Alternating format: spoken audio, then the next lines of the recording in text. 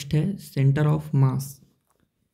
Centre का spelling जो है CENTRE, जो एक यूके वर्ड है, ये भी सही है। और CENTER, ठीक है, ये भी जो है सही है, लेकिन ये US वर्ड है। सेंटर ऑफ मास जो होता है वो एक होता है पॉइंट रिप्रेजेंटेशन होता है किसी लार्ज बॉडी का। क्या होता है कि it is a point representation of a large body. It means कि जैसे मान लो कि इतना बड़ा कोई बॉडी है और इस बॉडी के मोशन को अगर जज करना है कि जैसे इसको हम जो है ऐसे फेंक दिए, ऐसे थ्रो कर दिए, तो अगर फेंक दिए तो ए वाला पॉइंट जो है इस बॉडी का वो इस डायरेक्शन में मूव कर रहा है, ए वाला पॉइंट जो है इस डायरेक्शन में मूव कर रहा है, ए वाला पॉइंट जो है इस डायरेक्शन में मूव कर रहा है, ए वाला पॉइंट जो है इस डायरेक्शन में मूव कर रहा है। ये सारे पॉइंट्स जो हैं, इस सारे पॉइंट्स का मोशन जो है वो अलग अलग डायरेक्शन में। इस पॉइंट्स का डायरेक्शन इधर है, इस पॉइंट्स का मोशन इधर है, इस पॉइंट्स का मोशन इधर है, इस पॉइंट्स का मोशन इधर है। अगर हम पूछें कि इस होल बॉडी का मोशन जो है वो कैसा है, तो यहाँ पे जो है हम नहीं बता पाएंगे कि इस बॉडी का मोशन जो है किस तरह का है। तो हम क्या करते हैं कि इस बॉडी के सेंटर को हम देखते हैं। इस बॉडी के कहाँ देखते हैं? सेंटर को। और सेंटर का मोशन जो है देखते हैं, और सेंटर के मोशन ही जो है इसका बताते हैं। ये जो सेंटर है, इस सेंटर पे सारे मास जो है बॉडी का क्या कर देते हैं हम यहाँ पे लोकेट कर देते हैं, रिप्रेजेंट कर देते हैं। ठीक है, तो इस बॉडी के सारे मास को जो है एक किसी पॉइंट पे एज्यूम कर सकते हैं, और वही जो पॉइंट होगा that is called centre of मास। ठीक है, तो होगा क्या कि it is a point which is entire mass of large body is concentrated and if external force is applied on it, it will have same translation motion as that of large body. Alright, क्या होता है कि एक point representation है पूरे body का। ठीक है, जो सारा जो है वो किसी बॉडी के सेंटर पे कंसंट्रेटेड रहता है, और अगर हम इस पे फोर्स अप्लाई करते हैं, ठीक है, तो इसका मोशन जो है, इसका ट्रांसलेशन मोशन जो है वो उस तरह का होगा, मतलब पूरा बॉडी का जो जिस तरह का मोशन होगा वो उस पॉइंट के मोशन के बराबर होगा। ठीक है, तो वही जो पॉइंट होता है, पॉइंट रिप्रेजेंटेशन क्या कहलाता है? सेंटर ऑफ मास। ये सेंटर ऑफ मास जो है वो जो है रियल भी हो सकता है और इमेजनरी भी हो सकता है। ठीक है, ये जो है वो it can be real or imaginary point। ठीक है, ये जो है रियल भी हो सकता है और इमेजनरी भी हो सकता है, ये आगे जाके हम देख लेंगे। ठीक है, चलिए नेक्स्ट है। नेक्स्ट एक टर्म हम डिफाइन कर रहे हैं, मास मोमेंट। इस चैप्टर में सबसे इंपॉर्टेंट टर्म है हमारा mass moment. Mass moment simply defined as m into r vector। r vector is simply called position vector। Position vector, position vector क्या होता है? तो पोजीशन वेक्टर होता है कि कोई लेट्स कार्टेशियन सिस्टम है, let's y axis, this is x axis, और ये हमारा ऑरिजिन है। लेट्स एक पॉइंट है यहाँ पर M, ये जो O पॉइंट है इस ओ पॉइंट को हम लोग बोलते हैं टेल, और ओ से एम को ज्वाइन करने वाला जो लाइन होता है, ओ से एम के जो लाइन ज्वाइन करते हैं, वो लाइन जो है वो एक रिप्रेजेंट करता है एक वेक्टर को ओ से। Let's this point is P. इस ओपी वेक्टर को हम लोग बोलते हैं position vector. Position vector, position vector simply किसी भी पॉइंट का लोकेशन होता है, किसी कार्टेशियन सिस्टम में, किसी स्पेस में किसी भी पॉइंट का क्या होता है, लोकेशन होता है। Let's this point is X comma Y. तो इसका मास मोमेंट जो है simply is defined as M, mass moment is simply defined as m into r vector, m into r vector। ठीक है, r वेक्टर कैसे लिखेंगे, तो r vector is equal to लिखेंगे OP वेक्टर। OP वेक्टर क्या है, तो O से P पॉइंट को ज्वाइन करने वाला जो लाइन है उसको एक एरो से रिप्रेजेंट कर रहे हैं, और वो जो वेक्टर है O से P की तरफ, O से P की तरफ, वही हमारा क्या है, पोजीशन वेक्टर है, पोजीशन वेक्टर। अगर मान लो कि पोजीशन वेक्टर के बारे में अगर थोड़ा सा और जानना है, तो लेट्स कोई पॉइंट है P और लेट्स कोई पॉइंट है Q। यहाँ से P से Q के बीच ज्वाइन करने वाला जो लाइन है, अगर हम लिखना चाहते हैं पोजीशन वेक्टर PQ, तो लिखेंगे कि कोई भी कार्टेशियन सिस्टम में P का कोऑर्डिनेट्स किसके रिस्पेक्ट में, इस O के रिस्पेक्ट में, और Q का कोऑर्डिनेट्स O के रिस्पेक्ट में कितना है।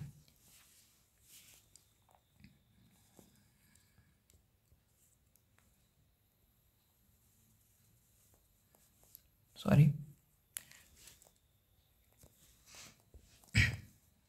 फिर से देखते हैं इसको।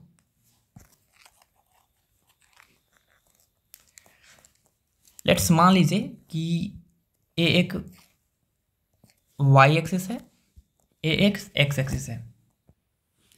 लेट्स कोई पॉइंट है P और कोई पॉइंट है Q स्पेस में। इस P से Q के बीच ज्वाइन करने वाला जो लाइन है PQ वेक्टर है। O पॉइंट है, O से P को हम ज्वाइन किए ऐसे,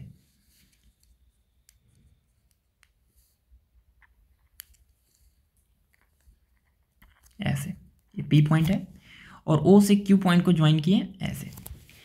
तो ये जो ए वेक्टर आया PQ, इस PQ को हम लोग बोलते हैं पोजीशन वेक्टर। लेट्स P का कोऑर्डिनेट है x1, y1, Q का कोऑर्डिनेट है x2, y2। तो PQ वेक्टर क्या होगा, PQ vector is simply defined as P vector with respect to OP vector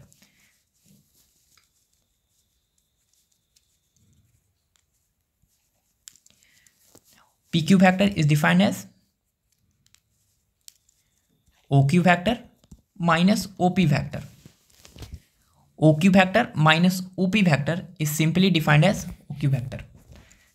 PQ vector. PQ vector is equal to OQ vector. OQ vector क्या है हमारा, x2 i cap plus y2 j cap minus OP vector क्या है, तो x1 i cap plus y1 j cap.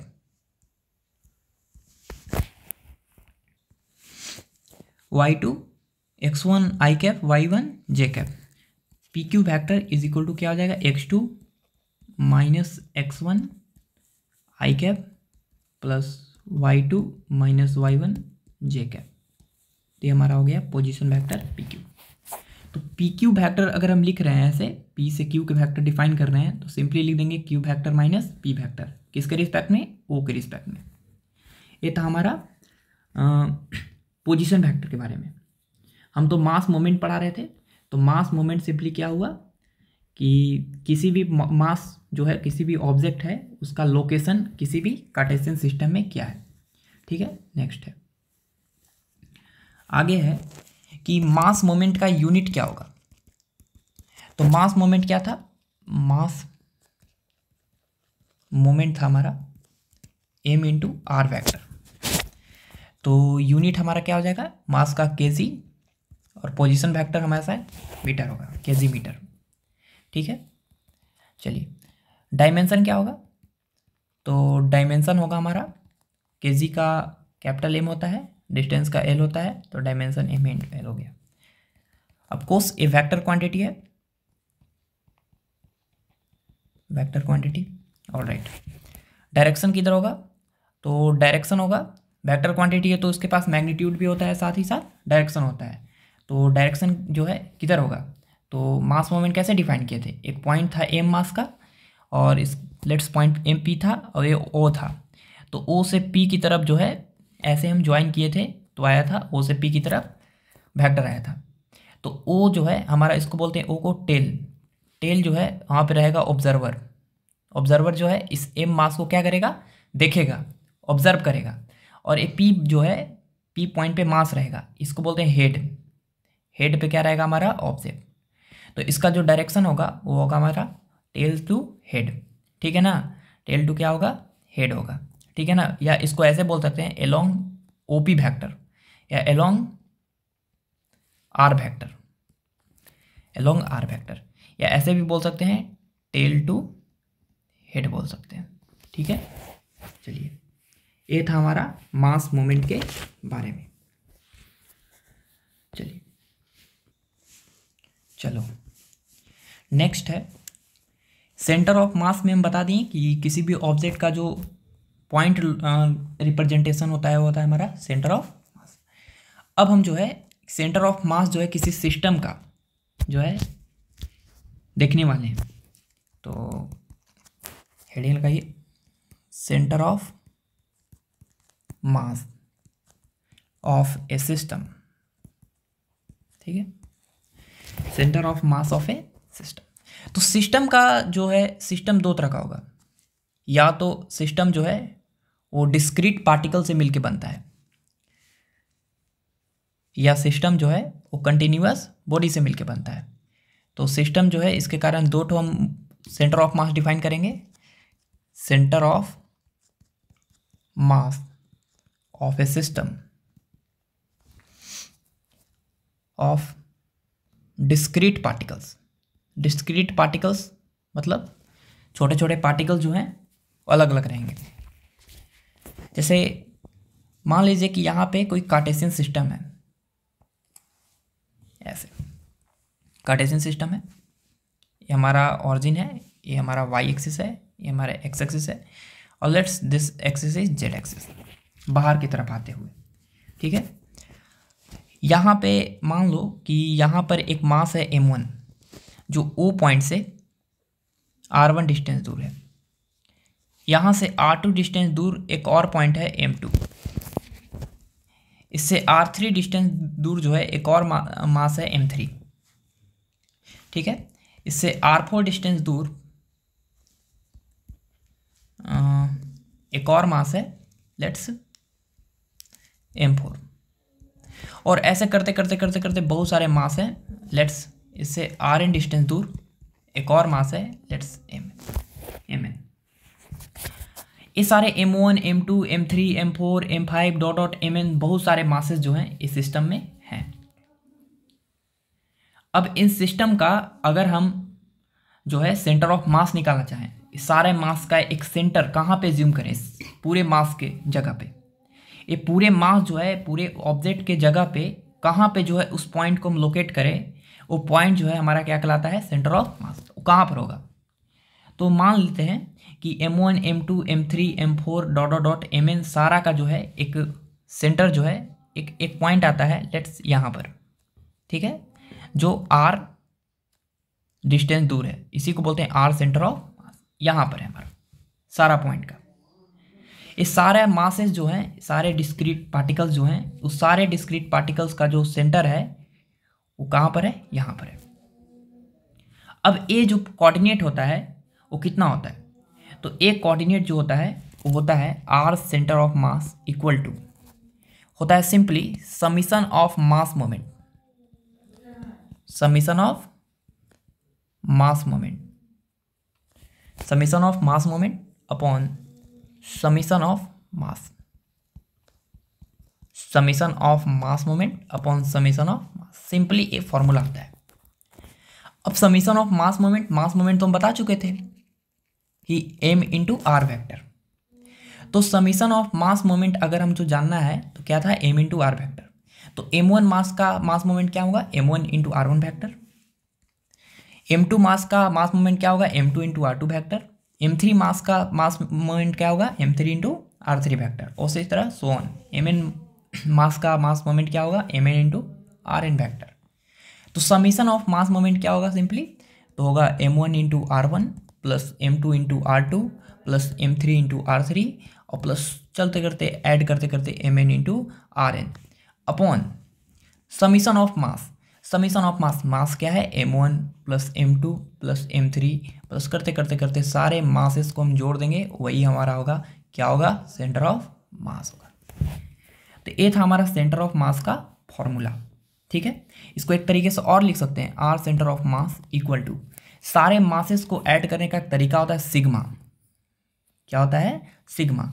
Sigma equal to हो जाएगा M I R आई, जहाँ आई का वैल्यू होगा 1 to n।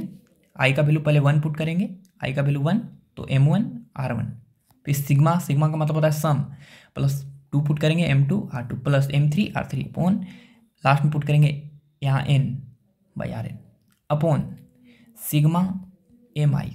Sigma M I it means that I equal to 1 to n। यहाँ पे m1 m2 और ये जो है हमारा कंबाइंड फॉर्मेट हो गया, सेंटर ऑफ मास का फॉर्मूला हो गया हमारे पास। ठीक है, चलिए ये हमारा सेंटर ऑफ मास का क्या हो गया, फॉर्मूला। इसी पे एक क्वेश्चन करते हैं, ठीक है ना। चलो, क्वेश्चन है कि 1 ग्राम का एक पार्टिकल है जिसका कोऑर्डिनेट है 2, 3, 4 मीटर। एक और मास है 2 ग्राम जिसका कोऑर्डिनेट है 1, -1, 2 मीटर। ऑलराइट, एक और है 2 ग्राम का पार्टिकल जिसका कोऑर्डिनेट है 2, 0, -2 मीटर। ऑलराइट, हमको फाइंड करना है, find R C O M, centre of mass का पोजीशन ऑफ दिस सिस्टम। चलिए, इस क्वेश्चन में है कि 1 ग्राम का जो पार्टिकल है वो लोकेटेड है 2, 3, 4 मीटर पे। 2 ग्राम का पार्टिकल जो है लोकेटेड है 1, -1, 2 मीटर पे। 2 ग्राम का पार्टिकल जो है 2, 0, -2 मीटर पे है लोकेटेड।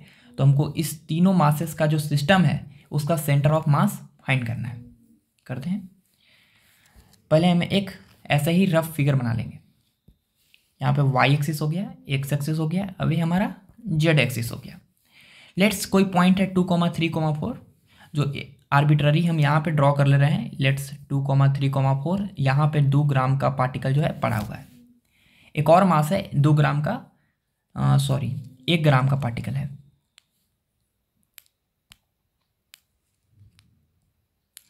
1 ग्राम का पार्टिकल है, ठीक है। एक और है 2 ग्राम का पार्टिकल, इसका कोऑर्डिनेट कितना है, लेट्स पी है, इस क्यू है, क्यू का कोऑर्डिनेट दिया है 1, -1, 2 मीटर। ऑलराइट, और एक और मासेस है 2 ग्राम का। 2 ग्राम का लेट्स इसका कोऑर्डिनेट है 2 ग्राम का जो दिया हुआ है 2, 0, -2 मीटर। अब इन तीनों मासेस का एक सिस्टम है और इन सिस्टम में हमको जो है सेंटर ऑफ मास का लोकेशन हमको फाइंड करना है। तो हम क्या बताए थे कि सेंटर ऑफ मास का लोकेशन कैसे फाइंड करेंगे। तो फॉर्मूला क्या था, फॉर्मूला क्या था हमारा, सेंटर ऑफ मास का फॉर्मूला था R centre of mass equal to m1r1 plus m2r2, r1 factor quantity है, प्लस m3r3, बहुत सारा होता है लेकिन यहाँ पे 3 ठो मास दिया हुआ है तो 3 ठो मास यूज करेंगे, plus m1 plus m2 plus m3। Centre of mass का फॉर्मूला होता है m1r1 plus m2r2 plus m3r3 over m1 plus m2 plus m3। All right, अब देखिए centre of mass is equal to m1। m1 कितना है, 1 ग्राम। 1 ग्राम का position कितना है, 2i plus 3j plus 4k cap. तो 2i plus 3j plus 4k cap. Alright, plus m2 मास कितना है,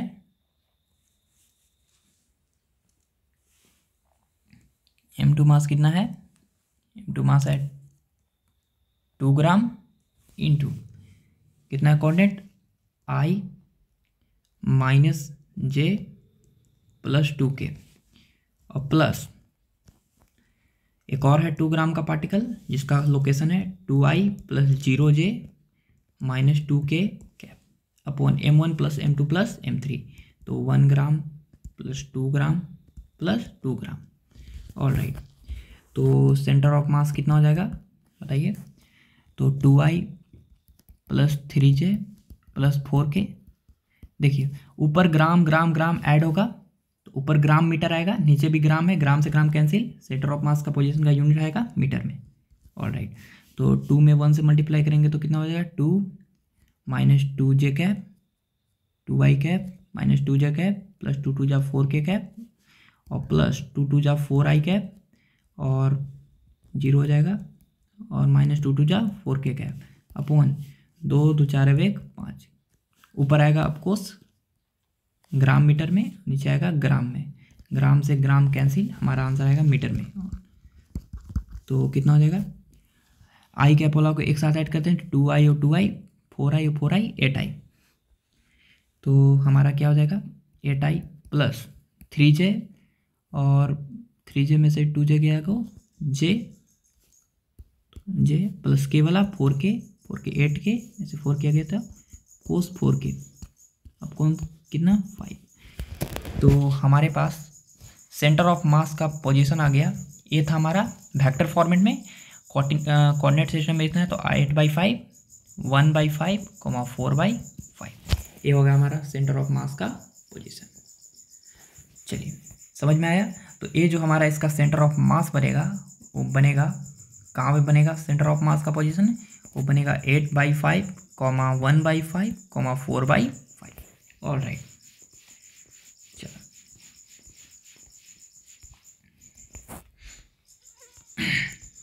आगे देखते हैं।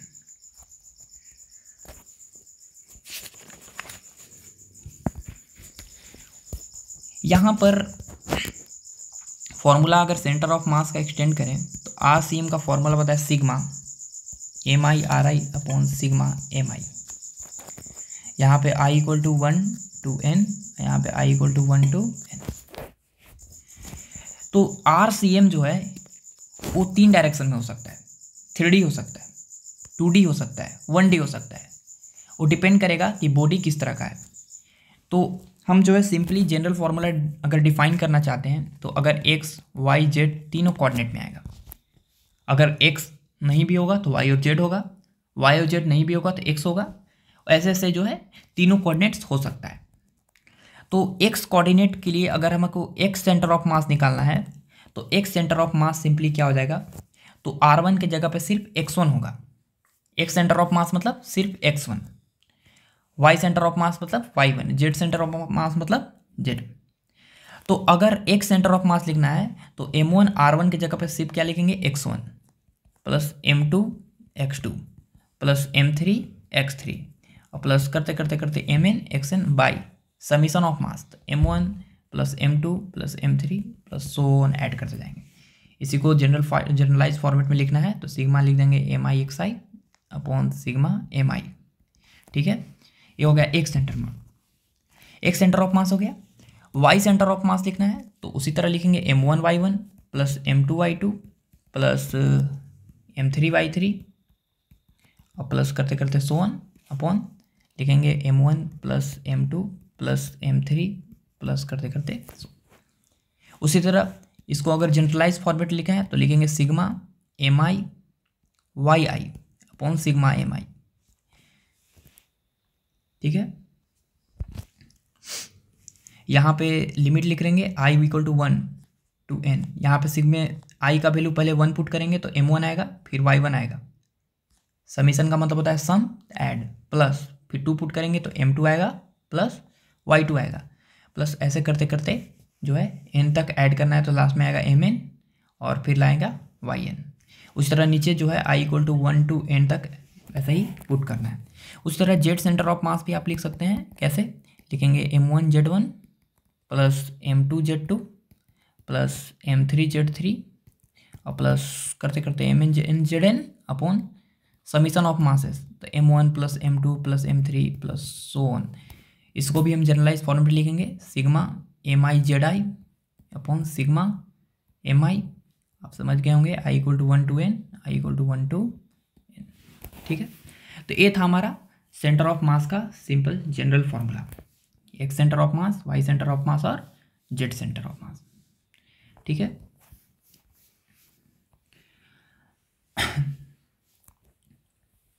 एक बढ़िया सा नोट पॉइंट है कि ये बहुत ही काम का चीज़ है कि जो मास मोमेंट होते हैं, उस सारे मास मोमेंट का जो सम होता है वो सेंटर ऑफ मास के रिस्पेक्ट में 0 होता है। देख लेते हैं, उसको प्रूव भी करते हैं। The summation of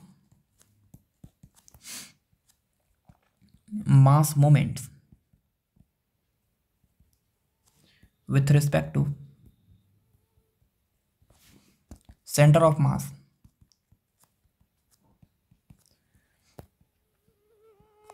will be 0। जो भी मास मोमेंट्स है उसका summation add centre of mass के रिस्पेक्ट में कितना होता है? 0। इसके बारे में हम, इस पॉइंट के बारे में हम समझाते हैं। देखो, जैसे मान लो कि यहाँ पे वाई एक्सिस है, यहाँ पे एक्स एक्सिस है और बहुत सारे मासेस हैं लेट्स m1 है, m2 है, m3 है, m4 है, m5 है, बहुत सारा मासेस है। लेट्स यहाँ पे m4 है, ऐसे करते करते बहुत सारे मासेस है, mn है। इस सारा पॉइंट्स का लोकेशन जो है सेंटर ऑफ मास से वो इस तरह से है कि ये जो है ऐसे जुड़ा हुआ है, ऐसे।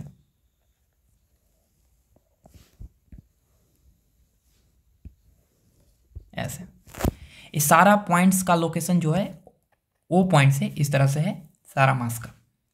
लेट्स m1 मास जो है उसका पोजीशन वेक्टर r1 वेक्टर है, m2 का r2 वेक्टर है, m3 का r3 वेक्टर है और r4 का m4 मास का r4 वेक्टर है। ऐसे करते करते mn मास का rn वेक्टर है। अब ये सारे मासेस जो हैं सिस्टम में, इनका एक सेंटर ऑफ मास होगा। लेट्स उसका सेंटर ऑफ मास जो है वो इस पॉइंट P पॉइंट पर होगा। Let's centre of mass RCM। अब हम नोट पॉइंट क्या लिखे हैं कि the summation of mass moments with respect to centre of mass. इस सारे मास मोमेंट्स जो हैं m1 r1, m2 r2, m3 r3, mn rn, उस सारा मासेस का जो मास मोमेंट्स है वो किसके रिस्पेक्ट में है? ओ के रिस्पेक्ट में, ऑब्जर्वर के रिस्पेक्ट में, ई ऑरिजिन के रिस्पेक्ट में। बट यहाँ पे लिखा हुआ है कि the summation of mass moments with respect to centre of mass के रिस्पेक्ट में। मतलब m1 मास का मास मोमेंट किसके रिस्पेक्ट में? सेंटर ऑफ मास के रिस्पेक्ट में, इसके रिस्पेक्ट में, इसके रिस्पेक्ट में। तो इसको क्या लिखेंगे हम? इसको लिखेंगे हम कि सेंटर ऑफ मास m1 मास जो है उस सेंटर ऑफ मास के रिस्पेक्ट में कैसे लिखेंगे? तो लिखेंगे इसको RCM1। इसका मतलब हुआ कि 1 का लोकेशन किसके रिस्पेक्ट में? सेंटर ऑफ मास के रिस्पेक्ट में। ठीक है, ये जो है रिलेटिव वेलोसिटी में आप पढ़े होंगे कि मास m1 का पोजीशन किसके रिस्पेक्ट में? सेंटर ऑफ मास के रिस्पेक्ट में। सेंटर ऑफ मास को CM लिख दिए। सेंटर ऑफ मास के रिस्पेक्ट में 1 का लोकेशन जो है वो R1CM है। उसी तरह m2 मास का लोकेशन जो है वो सेंटर ऑफ मास के रिस्पेक्ट में क्या है? R2CM है। उसी तरह m3 मास का लोकेशन जो है वो किसके रिस्पेक्ट में? सेंटर ऑफ मास के रिस्पेक्ट में R3CM है। उसी तरह करते करते इस m4 मास का लोकेशन जो है वो R4CM है और उसे करते n मास का जो लोकेशन है वो क्या है? RNCM है। अब इन सारे मासेस का जो मास मोमेंट्स है उस सेंटर ऑफ मास के रिस्पेक्ट में कितने आना चाहिए? 0। देखते हैं करके, ठीक है ना? करके देखते हैं। हमको निकालना है कि sigma I equal to 1 to n m1 mi cm into R1CM। Sorry, mass तो फिक्स है, M1 इंटू R1CM कितना आना चाहिए, 0। इसको हम प्रूफ करते हैं। इसका मतलब क्या हुआ कि इसका मतलब हुआ कि M1 इंटू R1CM, पहले I की जगह पे 1 पुट करेंगे, फिर plus M2 into R2CM plus M3 into R3CM। ये करते करते लास्ट में कितना पुट करना है, n। तो I की जगह पुट होगा Mn इंटू R1CN। इन सारे M1 M2 M3 सारे मासेस का जो मास मोमेंट है किसके रिस्पेक्ट में, सेंटर ऑफ मास के रिस्पेक्ट में। देखिए यहाँ पे सेंटर ऑफ मास के रिस्पेक्ट में जो है आना चाहिए 0। चलिए, तो M1 इंटू इस R1 इंटू 1CM को क्या लिखेंगे, तो एक कॉन्सेप्ट होता है, आप यहाँ पे लिख देते हैं RAB इक्वल टू होता है RA vector minus RB vector. ये रिलेटिव वेलोसिटी में पढ़ना है। तो M1 इंटू R1CM को लिखेंगे R1 vector minus RCM vector, alright, plus M2 into R2 को लिखेंगे R2 vector minus RCM vector, plus M3 into लिखेंगे R3 vector minus RCM vector, R3 minus RCM vector, plus करते करते MN into R N factor minus RCM factor. तो सबको multiply करते हैं, M1 into R1 factor minus M2 into RCM factor plus M2 into R2 factor minus M2 into RCM factor और plus M3 into R3 factor minus M3 into RCM factor. ऐसे करते जाइए। तो देखिए M1 R1 M2 R2 M3 R3 इस सबको एक साथ लिख लेते हैं, M1 R1 plus M2 R2 plus M3 R3 plus करते करते और प्लस माइनस। ध्यान से देखिएगा यहाँ पे M1 R1 plus M2 R2 plus M3 R3 को साथ में लिख लिए, बच गया माइनस कॉमन ले लेते हैं। तो माइनस कॉमन लेंगे तो क्या आएगा बताइए, यहाँ पे माइनस कॉमन लेंगे तो आएगा हमारे पास कितना,